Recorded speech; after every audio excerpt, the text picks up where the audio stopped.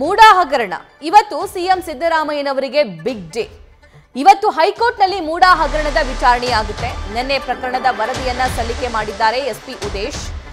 ಐಜಿಪಿಗೆ ಈ ವರದಿಯನ್ನ ಲೋಕಾಯುಕ್ತ ಎಸ್ಪಿ ಉದೇಶ್ ಅವರು ನಿನ್ನೆ ಸಬ್ಮಿಟ್ ಮಾಡಿದ್ದಾರೆ. 400 ಪುಟದ ವರದಿ ಇದಾಗಿದೆ. ಇವತ್ತು ಕೋರ್ಟ್ಗೆ ಈ ವರದಿಯನ್ನ ಸಲ್ಲಿಕೆ ಮಾಡಲಿರುವ ಲೋಕಾಯುಕ್ತ.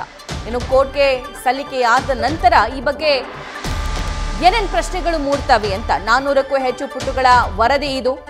ವರದಿ ಆಧರಿಸಿ ವಿಚಾರಣೆಯನ್ನ ನಡೆಸಲಿದೆ ಹೈಕೋರ್ಟ್. ಮತ್ತಷ್ಟು ಮಾಹಿತಿಯನ್ನ ನಮ್ಮ ಮೈಸೂರು ಪ್ರತಿನಿಧಿ ರವಿ ಪಾಂಡವಪುರ ನೀಡ್ತಾರೆ. ರವಿ, ಇವತ್ತು ಕೋರ್ಟ್ಗೆ ಈ ವರದಿ ಸಬ್ಮಿಟ್ ಆಗಲಿದೆ. ಇವತ್ತು ಆಗುವಂತ ಬೆಳವಣಿಗೆ ಬಗ್ಗೆ ಡೀಟೇಲ್ಸ್ ನೀಡ್ತಾ ಹೋಗೋದಾದ್ರೆ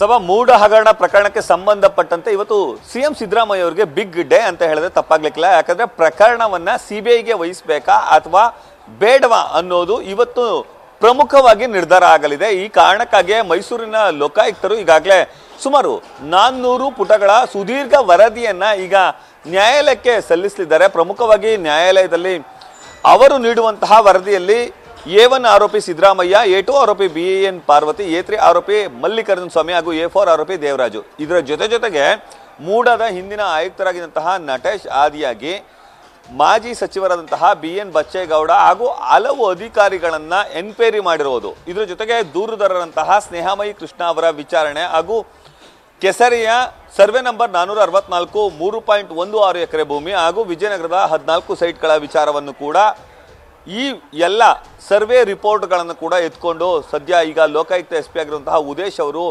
ನಿನ್ನೆ ಬೆಂಗಳೂರಿಗೆ ತೆರಳಿ ಹಿರಿಯ ಅಧಿಕಾರಿಗಳ ಜೊತೆ, ಅಂದ್ರೆ ಲೋಕಾಯುಕ್ತದ ಹಿರಿಯ ಅಧಿಕಾರಿಗಳು ಮತ್ತೆ ಲೋಕಾಯುಕ್ತದ ಪಬ್ಲಿಕ್ ಪ್ರಾಸಿಕ್ಯೂಟರ್ ಜೊತೆ ಸುದೀರ್ಘವಾಗಿ ಚರ್ಚೆಯನ್ನು ನಡೆಸಿದ್ದಾರೆ. ಇವತ್ತು ನ್ಯಾಯಾಲಯಕ್ಕೂ ಕೂಡ ಎಸ್ಪಿ ಉದೇಶ್ ಅವರು ಹಾಜರಾಗ್ತಾರೆ. ಆ ಸಂದರ್ಭದಲ್ಲಿ ನ್ಯಾಯಾಧೀಶರಿಗೆ ಇರುವಂತಹ ಒಂದಷ್ಟು ಅನುಮಾನಗಳು ಹಾಗೂ ಪ್ರಶ್ನೆಗಳಿಗೆ ಖುದ್ದು ಎಸ್ಪಿ ಅವರೇ ಉತ್ತರವನ್ನು ನೀಡಲಿದ್ದಾರೆ.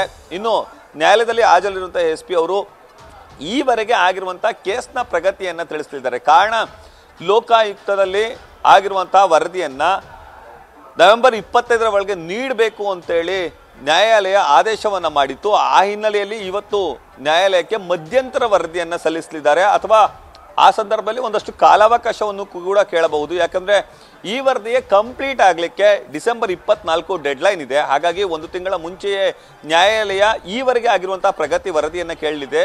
ಈ ಕಾರಣಕ್ಕಾಗಿಯೇ ಸದ್ಯ ಈಗ ಲೋಕಾಯುಕ್ತ ಎಸ್ಪಿ ಉದೇಶ್ ಅವರು ಬೆಂಗಳೂರಿಗೆ ತೆರಳಿ ವರದಿಯನ್ನ ಸಲ್ಲಿಸಲಿದ್ದಾರೆ.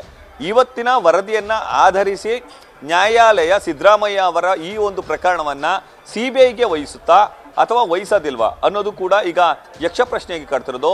ಇವತ್ತಿನ ದಿನ ಸಿದ್ದರಾಮಯ್ಯ ಅವರ ಪಾಲಿಕೆ ನಿಜಕ್ಕೂ ವರವಾಗುತ್ತಾ ಅಥವಾ ಶಾಪವಾಗಿ ಪರಿಣಮಿಸ್ತಾ ಅನ್ನೋದನ್ನ ಕಾದು ನೋಡ್ಬೇಕಾಗತ್ತೆ. ಆದ್ರೆ ವಾದ ವಿವಾದಗಳ ನಂತರವಷ್ಟೇ ಈ ವಿಚಾರ ಸಿಬಿಐಗೆ ಕೊಡಬೇಕೋ ಬೇಡವೋ ಅನ್ನೋದು ಗೊತ್ತಾಗುತ್ತೆ. ಆದ್ರೆ ಈಗ ಸುಮಾರು 400 ಪುಟಗಳ ಸುದೀರ್ಘ ವರದಿಯನ್ನ ಲೋಕಾಯುಕ್ತ ಎಸ್ಪಿ ಉದೇಶ್ ಅವರು ಇವತ್ತು ನ್ಯಾಯಾಲಯಕ್ಕೆ ಸಲ್ಲಿಸಲಿದ್ದಾರೆ. ಸಭಾ, thank you Ravi. News First ನಿರ್ಭೀತಿಯಿಂದ ನಿಮ್ಮ ಪರವಾಗಿ.